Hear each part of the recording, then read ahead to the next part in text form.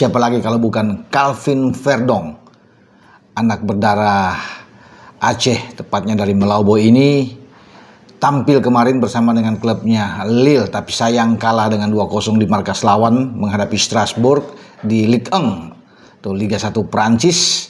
Dan Verdong itu tampil sebagai super sub dari bangku cadangan menggantikan Romain Perrault di posisi bek kiri, dan hanya 8 menit dia berada di lapangan sebelum wasit mengusir dia dengan kartu merah karena dia kedapatan menendang pemain tuan rumah dari Strasbourg, yaitu Martin Godo, yang coba untuk melewati dia tapi diganjal oleh Calvin Verdong, dan itu yang membuat wasit langsung memberikan kartu merah buat Verdong. Sayang sekali ya, walaupun dia ada 8 sentuhan yang dilakukan di sana, sempat memberikan umpan sebelum dia diusir di menit 90+3 karena dia masuk di menit 61. Namun di menit 90+2 dia sempat ada umpan yang bagus yang nyaris membuahkan hasil buat Lille ya, atau gol, tapi itu tidak kesampaian ya karena gagal, dan semenit kemudian dia diusir dari lapangan. Kekalahan ini membuat Lille tertahan di posisi kelima ya, Strasbourg ada di keempat, hanya berselisih 2 poin di klasmen sementara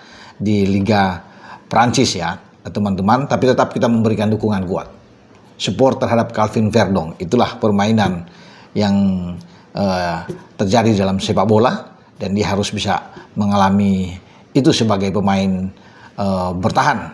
Nah, semoga Calvin Verdong ini tetap dalam keadaan baik ya, terus bermain konsisten dengan Lille sampai kemudian dia pada tahun depan nanti di FIFA Matchday bulan Maret dia dipanggil memperkuat tim Garuda lagi. Ya sayang kita tidak punya pertandingan di bulan November ini untuk FIFA Matchday karena jatah itu diambil oleh timnas U22 yang dipersiapkan ke SEA Games. Dari Verdong kita ke Jai Ises. Jai Ises tampil di Serie A bersama dengan Sassuolo. Oke, menang luar biasa juga di kandang Atalanta di Atletic di Azzurri Stadion di kota Bergamo. Jai dan kawan-kawan menang tidak tanggung-tanggung, clean sheet dengan 3-0.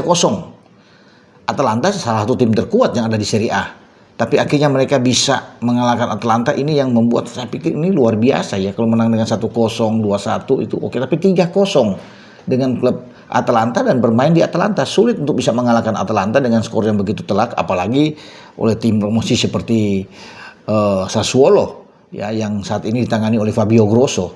Tapi akhirnya mereka bisa melakukan itu dengan baik ya, bangkit dari kekalahan mereka sebelumnya dari Genoa ya dengan 1-2 di kandang, tapi akhirnya mereka sekarang coba bangkit dan membuat mereka tuh masuk di 10 besar saat ini untuk Sassuolo ya. Hanya 1 strip itu di atas klub milik Indonesia Como yang berada di atas mereka dengan selisih 2 poin. Jadi ini suatu hal yang bagus ketika mereka bisa melakukan pergerakan yang baik di klasmen Serie A, dan semoga kemenangan ini akan membangkitkan motivasi bagi Jai. Jai tidak tergantikan di belakang, berduet dengan Tarik Muharemovic.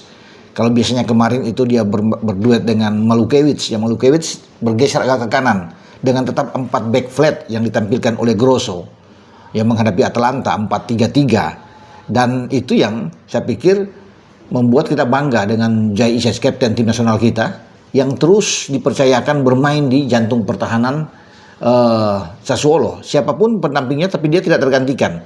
Mau Malukiewicz yang ada di sana, ya mau Muharemovic yang ada, Valikande juga, tapi Valikande itu agak bergeser ke kiri kemarin sebelum digantikan oleh Doik ya, di babak kedua.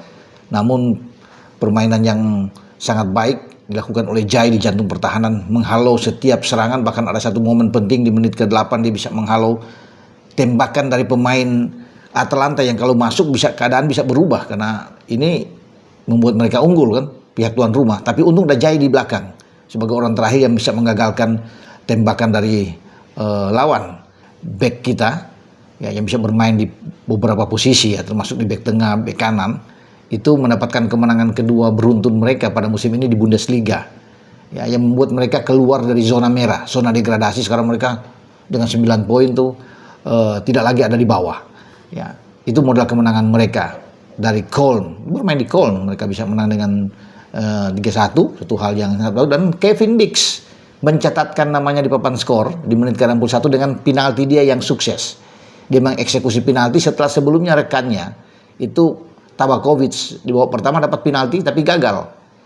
Ya, sehingga Kevin Dix yang maju ya untuk bisa mengambil penalti, dan memang dia spesialis penalti dan dia bisa membuat gol pertama di Bundesliga pada musim ini. Sayang memang bahwa pelatih Gladbach ini sebelumnya juga menunjuk penalti bukan Kevin, padahal dia tahu bahwa Kevin adalah spesialis untuk ambil penalti.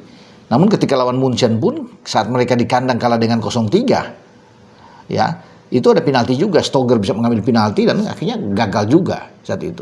Nah kemarin di babak pertama ada Haris Tabakovic yang bisa mengambil, gagal lagi. Sebelum akhirnya Kevin juga yang maju dan berhasil untuk mencetak gol kedua setelah mereka unggul 1-0. Memang Tabakovic mampu membayar kesalahan dia itu dengan bisa mencetak gol ya di gol ketiga untuk Gladbach. Tapi sekarang sudah membuka mata bagi pelatih asal Polandia di Gladbach ini untuk sekarang ada Kevin Dix, pemain Indonesia yang bisa mengambil penalti, karena kita tahu bersama Dix bersama dengan tim kita di putaran keempat pra Piala Dunia Grup B zona Asia mengambil 2 penalti lawan Arab saat kita kalah dengan 3-2 di Jeddah, dan semua berhasil. Makanya sekarang pasti setelah ini sukses, Dix akan menjadi algojo terus bagi Gladbach. Dengan saya Bung Ropan.